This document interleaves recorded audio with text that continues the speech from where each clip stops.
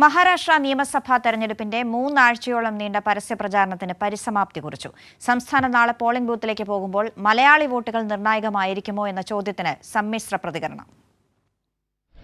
മഹാരാഷ്ട്ര തെരഞ്ഞെടുപ്പിനായി തയ്യാറെടുക്കുമ്പോൾ മലയാളികൾ വോട്ട് ബാങ്കാണോ എന്ന ചോദ്യത്തിനോട് പ്രതികരിക്കുകയാണ് മുംബൈയിൽ വ്യത്യസ്ത മേഖലയിൽ പ്രവർത്തിക്കുന്ന ഇവരെല്ലാം.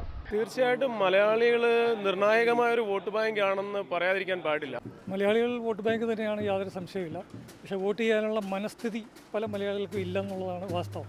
കോൺഗ്രസ് നേതാവ് ആന്റണി ഫിലിപ്പ് കൂട്ടിച്ചേർക്കുന്നത് ഇങ്ങനെ: വോട്ടേഴ്സ് ലിസ്റ്റിൽ പേര് ചേർക്കാനായിട്ട് ഏറ്റവും പെട്ടെന്ന് ചെല്ലുന്നതും അവർ സ്വയം ആ ഒരു ഇതെടുത്ത് ചെല്ലുന്ന ഒരു കാഴ്ച നമ്മൾ കണ്ടിട്ടുണ്ട്. അതുകൊണ്ട് തന്നെ അവർ കുടുംബമായിട്ടാണ് ഇലക്ഷനെ സമീപിക്കുന്നത്.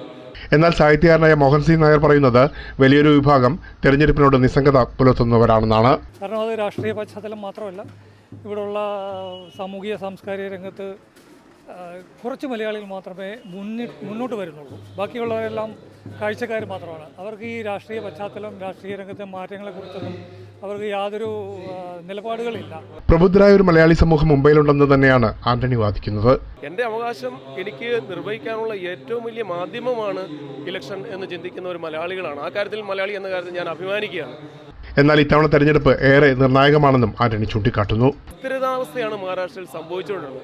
അതിനെ തോൽപ്പിക്കുക, ആ ഒരു അസ്ഥിരതാവസ്ഥ മാറ്റിക്കൊണ്ട് മലയാളികൾ അടക്കമുള്ളവർ ഈ വോട്ടേഴ്സ് ഇത്തവണത്തെ ഇലക്ഷനിൽ ഇതിനെ നമ്മുടെ വോട്ട് ബാങ്കായി തന്നെ കണ്ടുകൊണ്ട് സമീപിച്ചുകൊണ്ട് മലയാളികളുടെ ആ ഒരു പ്രാതിനിധ്യം ഉറപ്പാക്കുകയും ചെയ്യുക. 15 ലക്ഷത്തിലധികം മലയാളികൾ നഗരത്തിലുണ്ടെന്ന് അവകാശപ്പെടുന്നുണ്ടെങ്കിലും അധികാര കേന്ദ്രങ്ങളിൽ സ്വാധീനമാകാൻ മലയാളികൾക്ക് കഴിയുന്നില്ലെന്നാണ് ഇടത് സഹയാത്രികനായ ബാലക്കുറുപ്പ് പരാതിപ്പെടുന്നത്.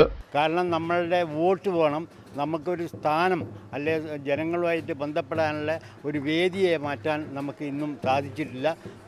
വരുന്ന കാലങ്ങളെങ്കിലും അത്തരം ഒരു വേദിയിലേക്ക് നമ്മളുടെ പ്രധാന പ്രവർത്തകർ രാഷ്ട്രീയ ഭേദമന്യേ സമൂഹത്തിന് നന്മ ചെയ്യാൻ വേണ്ടിയിട്ടുള്ള ഒരു പ്രവർത്തനത്തിൽ കൂടി കോർപ്പറേറ്ററോ അല്ലെ MLA സ്ഥാനത്തിലേക്ക് വരണം എന്നുള്ള ഒരു ആഗ്രഹക്കാരനാണ് ഈ വയസ്സുകാലത്തെങ്കിലും ഞാൻ.